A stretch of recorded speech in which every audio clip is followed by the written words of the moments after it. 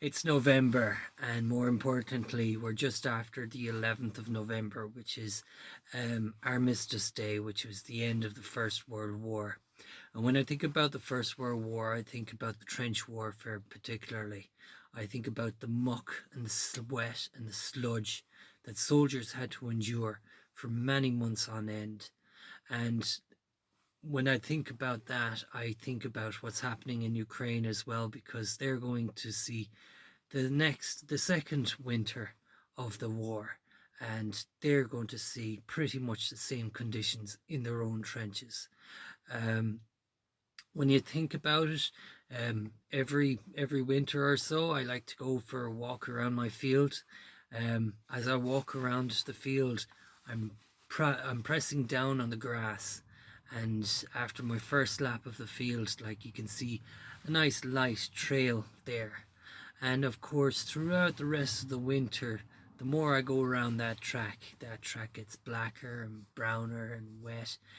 What happens is my heel digs down into the ground, and it causes the surface water.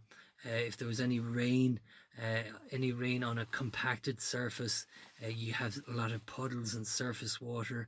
And of course, when you dig down with your heels or whatever, you're lifting the muck up, and it mixes with the water to produce a real nasty kind of slimy slime. Um, when you consider the fact that that's just one person, if you could imagine a section of 8 fellas with 40-kilo backpacks and weapons, it wouldn't be long before that track turns into mud, and real dark dirt mud. And if you add on from that, like if we went back to the original Crimean War, there would have been horses there. They would have contributed to it, and they would make that trail even worse. And they'd be dragging gun carriages and carriages with them. Those wheels would in turn create more sludge and muck. And furthermore, if you have a few thousand people walking up and down that, it won't. It's a matter of time before it turns into a real mire.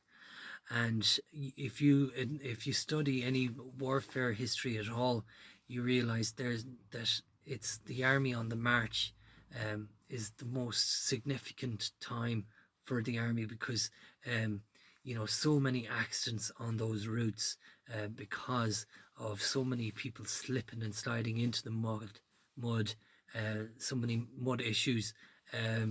For example, like what would have been a straight march and only takes a couple of hours would grind down into days. In terms of logistics, everything slows down because of the mud, and it takes its toll on the equipment, on the animals, on the men, and there's horrible things for it. And why do they use that same track? Why can't they just go around it? Well, the reason that they took that track in the first place is it's because it's the most tactical movement between two hard points.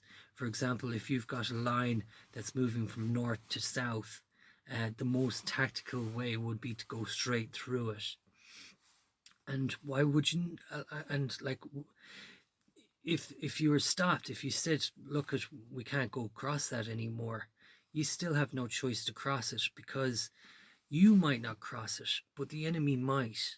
And if that's the case, then the enemy can interdict between the two hard points on your line, which basically means that if you were going to have an advance eastwards the following day, your enemy would be in a position where they are in an enfilade position, where they can actually see the front of your column, the rear of your column, and everybody in between. And they can either call in artillery, or if they have a machine gun placement, it would be a nightmare day for everybody. So you have no choice but to go through that track all the time. And of course, as time goes on, you have to find cover on that track. So that means that track turns into a trench, and somebody has to dig the muck through it, muck out of it. You're no longer digging muck either, because of what would you call gunfire. explosions, people dying on that trail. You're not just digging up soil, you're digging up everything else that's in that soil. And that's a very gruesome job to do, but it has to be done for the lives of saving the other lives of the people that have to use that trench. And of course, when the trench is finally dug, it has to be drained regularly, and particularly during the winter, it's a nightmare. It's a pure nightmare, and there's plenty of pictures there in Crimea of soldiers trying to drain their trenches. And to think that those soldiers would then have to live in that trench.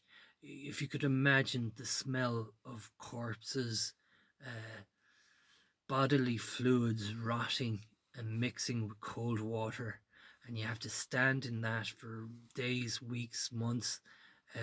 It's very, very unpleasant to say the least. And there's plenty of historical accounts of soldiers that stood those lines, suffering nightmares and trauma well into for the rest of their lives. The fear of suffocating, of being eaten or killed or wounded and falling into that muck. It's pure hell. It really is. So what can you do to avoid trenches? Stay out of them altogether. But if it has to be done, then I would pray that the Ukrainians get F-16s before Christmas and a few £1,000 bombers. That'll stop all that trench warfare.